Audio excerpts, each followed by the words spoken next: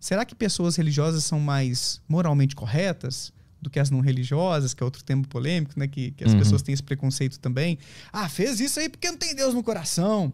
Teve uma, acho que foi o Datena, soltou essa uma vez. E gerou um maior alvoroço, né? E de forma geral, as pesquisas não corroboram isso. Se você quiser que eu entre um pouquinho nisso, eu posso falar. De que não necessariamente a pessoa religiosa ela vai ser melhor. Vai fazer mais o bem do que os outros. Mas assim, quando o cara fala não tem Deus no coração, ele não tá querendo dizer outra coisa, só que de uma forma muito simples. Ele tá querendo usar Deus como esse autoconhecimento. Não um Deus externo, mas um Deus interno, que se ele tivesse um conjunto de reflexões, de autoconhecimento, ele não teria cometido mal. E não o Deus religioso. Entende o que eu quis dizer? Sim. Pode ter gente que vai pensar dessa maneira. Então, por quê? A gente tem que pensar, e é realmente um ponto bom, que o mesmo termo pode ter diferentes significados conforme quem está usando esse termo.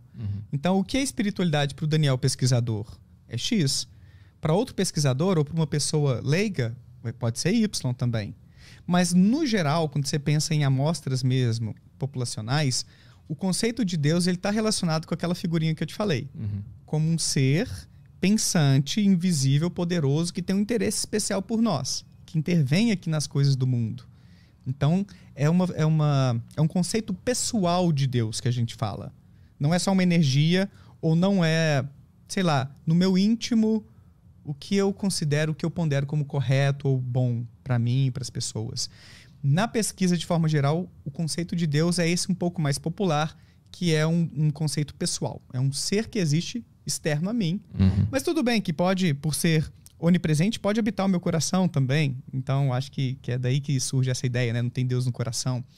Mas a gente tem que delimitar o que a gente está chamando de Deus, de espiritualidade, de depressão nas nossas pesquisas, para que os nossos resultados façam sentido à luz daquelas nossas perguntas, dos nossos métodos, sacou? A gente tem que criar umas caixinhas na pesquisa. Sim, mas essa delimitação, ela não vem do viés do cientista que está estudando isso?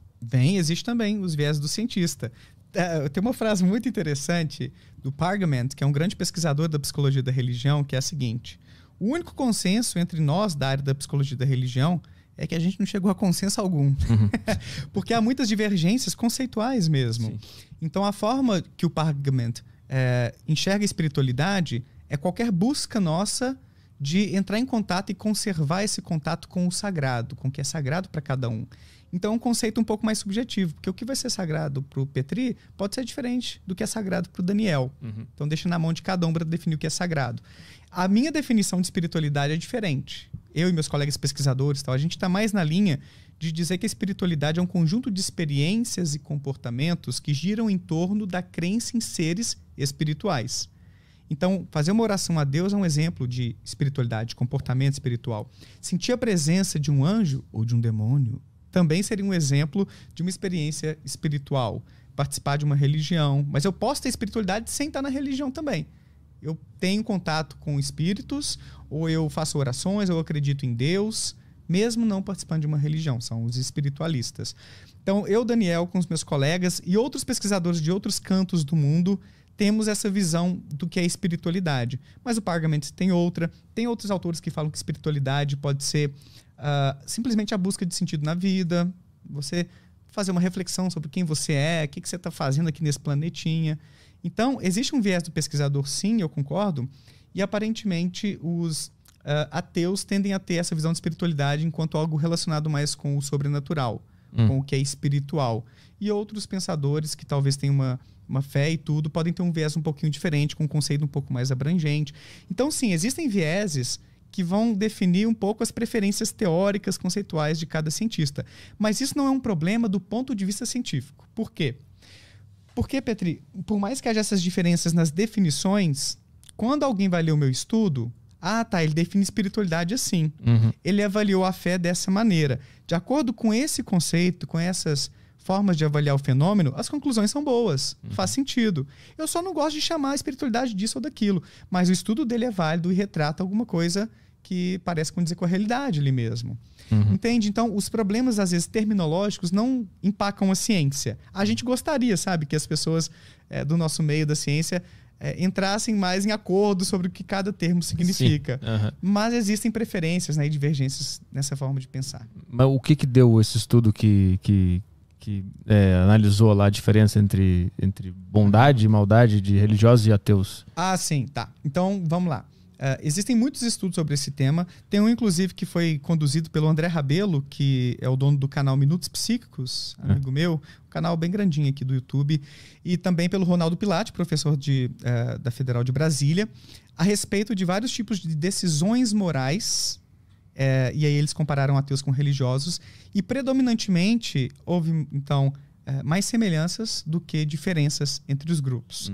Então, o resultado, se a gente pega assim num todo de decisões morais, até valores mesmo, sobre vários temas, ateus e religiosos não têm muitas diferenças. Então há mais um preconceito, né, de que vai haver uma grande diferença do que qualquer coisa.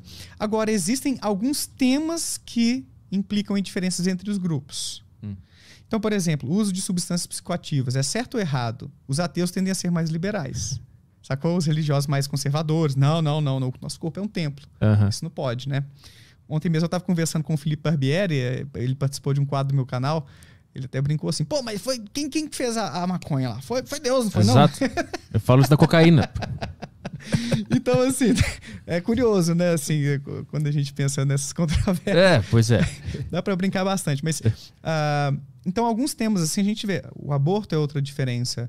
Pessoas não religiosas, tipo ateus, tendem a ser mais favoráveis ao direito de abortar do que as pessoas religiosas. Agora, os ateus, eles têm uma propensão um pouquinho maior. Tô falando que, se você é ateu, você vai fazer isso. Não é isso não, tá, gente? Aqui não são regras, tá? São tendências, propensões ou pequenas diferenças entre os grupos para trair, para serem infiéis. Então, existe pelo menos 1 ou 2 estudos que encontraram isso. Não é que é uma coisa consensual também. É aquilo que eu te falei de cultura mais cedo. Então, a gente tem que comparar isso em diferentes culturas para ver se é um dado generalizável, se aplica aqui no Brasil. Não sei, por exemplo, aqui no Brasil, não sei se fizeram um estudo sobre isso. Então, fidelidade e drogas são 2 tópicos aí que dividem esses grupos, só para exemplificar um pouquinho de alguns temas. Agora, para apimentar um pouquinho, religiosos tendem a ser mais machistas, ter mais LGBTfobia, né, homofobia ou LGBTfobia, e alguns estudos encontraram um pouco mais de racismo e xenofobia também. Então, exemplos, principalmente entre pessoas das religiões abraâmicas, judaísmo, cristianismo e islamismo. Outras religiões de matriz africana, por exemplo, candomblé, umbanda, o espiritismo kardecista, parece que não há muito essa associação. Assim. Eles tendem a ser um pouco mais inclusivos do que, principalmente quando se trata da inclusão de LGBTs e tudo, do que as religiões abraâmicas.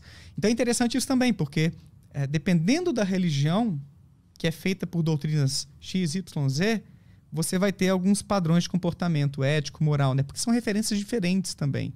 E depende também da perspectiva nossa para avaliar essas coisas, né? Eu acho o machismo, por exemplo, uma coisa absurda.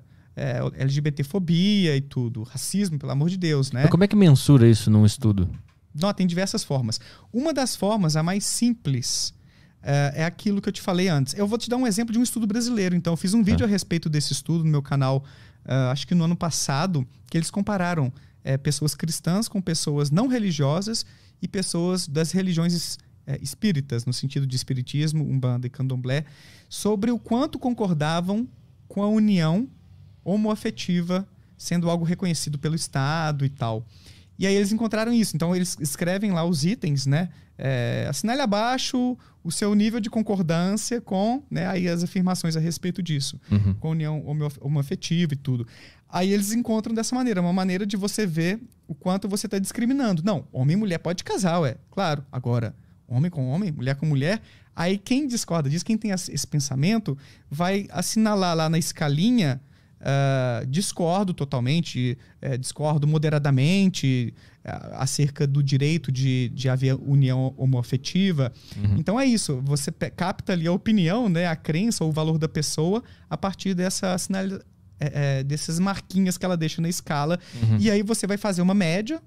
Muitas vezes eu quero comparar grupos. Vamos ver qual foi a média do número aqui, né, numa escalinha de 1 a 7, por exemplo, Qual foi a média do grupo espírita, da galera sem religião e dos cristãos, para a gente ver qual é a tendência de cada um desses grupos a respeito desse assunto aqui. Aí são técnicas estatísticas que a gente roda, controlando por outras... Lembra das variáveis confundidoras que eu te falei, que às vezes enviesam um pouco os resultados? Porque vai que os ateus, e tem dados sobre isso, são mais educados. Educados do ponto de vista de escolaridade. Tem uma escolaridade mais alta, tendem a ser homens, brancos... Então, existe uma diferença assim até de características demográficas quando a gente compara ateus e religiosos. São mais jovens, como eu exemplifiquei aí. Então, talvez não é porque esse cara que é ateu, talvez é porque ele tem uma escolaridade mais alta e aí entrou em contato com, durante a universidade, com uma variedade de visões de mundo, se tornou uma pessoa mais tolerante, né? Se afastou talvez um pouquinho da... Não foi exatamente o fato de ele ser ateu, talvez é isso. Ele tem uma escolaridade mais alta e teve oportunidades para ver diferentes as coisas. Então essas coisas podem acontecer. Aí nessa pesquisa a gente tem que considerar essas possíveis variáveis confundidoras para extrair o efeito delas sobre o resultado numérico. É um pouquinho difícil, né? Porque é muito abstrato, assim, para explicar isso de forma comum, mas você consegue peneirar um pouco as coisas para, no final das contas, ver se é a posição religiosa da pessoa que vai predizer ou vai se associar com quanto ela concorda ou discorda com a união homoafetiva. Então, a gente tem esses dados de um estudo feito aqui no Brasil para te exemplificar.